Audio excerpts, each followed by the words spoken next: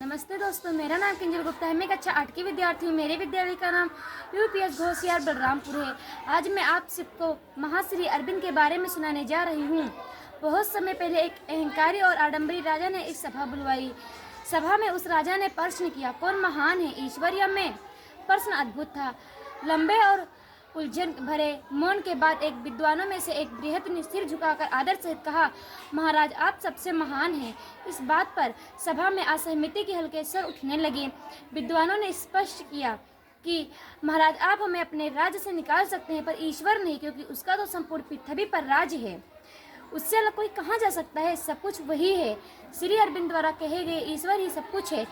इस ज्ञान ने राजा की जीवन की दिशा बदल दी और वे अरविंद के अनुयायी हो गए।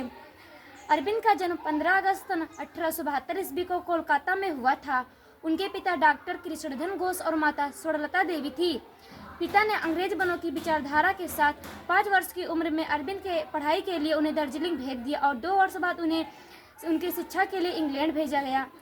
अरविंद के माता पिता ने अध्यापकों को यह निर्देश देते हुए भारत लौट आए कि किसी भी दशा में अरविंद को भारतीयों से न मिलने दिया जाए। इतने प्रतिबंधों के बावजूद यह व्यक्ति आगे चलकर एक स्वतंत्रता सेनानी, क्रांतिकारी दार्शनिक तथा वैदिक पुस्तकों का व्याख्याता बना। इंग्लैंड में अरविंद की उच्च शिक्षा प्राप्त हुई। वहाँ रहते ही उनके दिमाग में अपनी देश की स्वतंत्रता का विचार उथल पुथल मचाने लगा। बचपन से ही देश के बाहर रहने के कारण वे भारतीयों के बारे में जानने से बहुत उत्सुक होने लगे और भारत लौटने का निश्चय किया। यह वर्ष 1893 की घटना है। जब अरविंद भारत लौटने का निश्चय किया, तब भारत में नवजागरण की दृष्टि अत्यंत महत्वपूर्ण थी और क्योंकि इसी वर्ष लोकमान्य बाल गंगाधर तिलक ने राष्ट्रीय चेतना जागृत करने के लिए गणपति उत्सव का शुभारंभ किया और एनिवेशन भारत आई और गांधी जी दक्षिण अफ्रीका गए। यह एक अद्भुत संयोग था कि इसी वर्ष श्री अरविंद ने भारत वापस लौटे थे। इस समय उनकी आयु 21 वर्ष की थी। उन्हें न तो पश्चिमी देशों की सभ्यता और न ही धन की लालसा सम्मोहित कर पाई। अरविंद लौटने पर नवयुवक बड़ौदा महाराज के आग्रह पर वहां एक कॉलेज में प्रधानाचार्य के पद पर कार्य करने लगे और सन 1901 में उनका विवाह मृणालिनी के साथ हो गया। मृणालिनी से लिखी पत्रों में अरविंद के विचारों की झलक मिलती है। इसीलिए उन्होंने लिखा था, दूसरे लोग भारत को देश के बजाय एक जड़ पदार्थ, खेत खलिहान और जंगल, समुद्र, नदी के अतिरिक्त कुछ नहीं देखते, पर मुझे तो वे अपनी माँ के रूप में दिखाई देती है। वास्तव में अरविंद के लिए मातृभूमि ही सब कुछ थी। उन्हें यह बिल्कुल सहन नहीं होता था कि मातृभूमि गुलामी के बंधनों में जकड़ी यातना से रही हो। वे जानते थे कि लक्ष्य तक पहुंचने का मार्ग अत्यंत टेढ़ा मेढ़ा, कटीला और गंभीर से भरा है।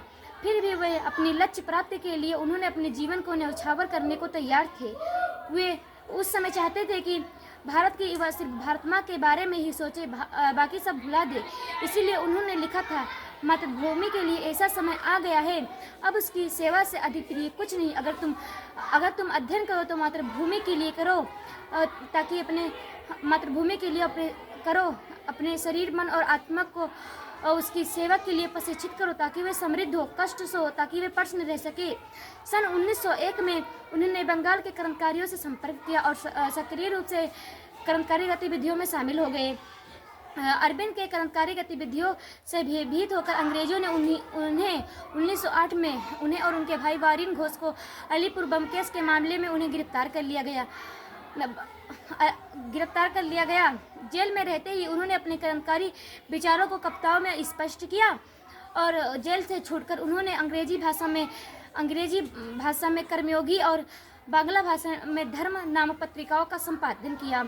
सन 1912 ईस्वी तक वे राजनीतिक में भाग लेते रहे और 40 वर्ष की उम्र में उनकी रुचि कथा, भजन, कीर्तन आदि में लगने लगी। भारतीय संस्कृति उनका प्रिय विषय था। भारतीय संस्कृति के बारे में उन्होंने फाउंडेशन ऑफ इंडियन कल्चर तथा ए डिफेंस ऑफ इंडियन कल्चर नामक पुस्तकें प्रस्तुत की। इनकी काव्य रचनाएं सावित्री साहित्य जगत आज भी हमारे भारत में अनमोल के धरोहर है। धन्यवाद।